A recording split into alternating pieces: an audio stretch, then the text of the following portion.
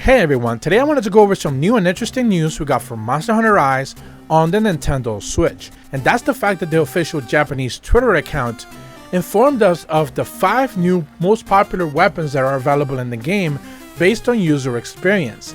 According to their official Twitter post, their introductory page for the weapons on their official Capcom site for Monster Hunter has been tweaked a little bit to reflect which are the more popular weapons that people have been using all the way up to the end of April, which is just about a month and some days from the time that the game originally launched. So they basically have roughly about 30 to some days of actual game data to basically decide on like what are the most popular weapons that people are using. And in turn, they decided to kind of update their official weapons page to reflect this said information. And the thing is that it's kind of interesting, the timing of it, because I just recently put out a video where I was discussing how gunners in general are kind of broken, and both light bowgun bows, obviously we know, are definitely broken, and heavy bowgun are kind of like being abused because basically people are realizing that they are the easiest way to be able to get the fastest kill times, and some spreadsheets that we went over in that video kind of easily showcase just how kind of overpowered they are, almost a minute ahead of every other weapon excluding the longsword, which for all the blade master type weapons we kind of know already is just about the strongest one available if you decide to play either solo or online with other people. And long swords in general have usually been one of the more popular weapons regardless of whether they're really strong or not. And it turns out that this new top 5 kind of reflects exactly what I was talking about in that video, and with some surprises for sure, which is usually the case. So right away we can actually see that the light bowgun is the most popular and the most used weapon in the game by far, and they're basically not making any qualms about it. We all know that it's probably one of the most broken weapons, broken in the sense of like being able to abuse the game with it, but not necessarily broken in the sense of like Capcom thinks of how broken it actually is because of the whole canceling frames of the bow. So light bowgun in general, pure shots usually have been broken for quite a while. I went over this at length in that video, which is in the video description, and it's just, you know, not much of a surprise that people are gravitating to a weapon that just about everyone realizes that is easily abused, and you should probably take advantage of it while you can. The second most popular weapon is of course the longsword, which was previously the most popular weapon all around, and not much of a surprise here. It is easily the facto weapon that a lot of players have kind of just gone into when it comes to weapon usability. It's kind of got all the things that you definitely need, and you can switch the styles just differently enough to be able to just abuse it in whatever way you want. Surprisingly to me, number 3 is dual blades, which I wasn't necessarily sure to be that popular. I know it's like got like a lot of meme builds with the kitty paws and stuff like that, but I didn't necessarily think that it would be, you know, that much used outside of that. But it seems to be rather popular. So again, I don't think it's that much of a viable weapon when you look at the kill times and stuff like that. It's kind of like mid-tier, so it is surprised to see. But one that I'm not necessarily surprised to see after all the details is greatsword, which is number 4. After we started to look at the kill rates on this thing and the kill times, you can easily see why this weapon is being used quite a bit. And probably out of all the weapons that is not necessarily broken, greatsword is one of the few that seems to be just properly balanced, because if you build to it in a very specific way, you can definitely abuse it.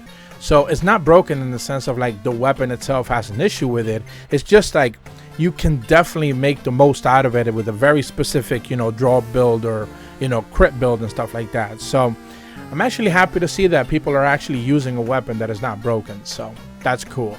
Sadly, the number 5th spot, and again, I'm just surprised that it's just as low, as bows. There is a lot of maneuverability because of these weapons, you know, just the situation that is in right now. I'm not necessarily too sure if they're actually going to be able to fix it right away, or if Capcom is going to wait for a couple more patches to be able to address the situation. I would hope that they do it sooner rather than later. But, you know, bows are just kind of like the way that, you know, people are playing to abuse the game right now, with light bow guns being the pierce weapons. So, you know, we'll just have to wait and see if these numbers hold after 3.0, if they actually decide to fix it. And if they don't, then chances are we're just going to be stuck with more bow users, you know, going forward. And ultimately, this top 5 doesn't necessarily shouldn't come to much of a surprise. Longswords are super flashy, and they're katana anime type weapons. You know, they're very popular. They have been user friendly for quite a bit now. So, you know, that's a type of weapon that a lot of people just kind of gravitate to by default, so it shouldn't come to much of a surprise. Greatsword is iconic because it's been on the, you know, box art for so many games already, and to see it that again is one of the non-broken weapons that people are using, you know, it's great to see. You know, another anime type weapon as well, so definitely you cannot discard just how popular anime is, especially when it comes to this game. Dual blade is kind of like the de facto starter weapons for a lot of people who are just looking for something cool. You know, dual-handed weapons are kind of just rare to begin with. There's no other weapon doing that other than sword and shield, and you know, sword and shield is just not gonna get that much, you know, attention from newcomers. So it's surprising to see that it is being used a lot, but again, other than like meme builds, I'm not necessarily sure how viable it is, since it is rather mid-tier. Bow is just, you know, surprisingly popular because it's broken, but you know, other than that, you know, I'm not necessarily sure how long that's going to stay.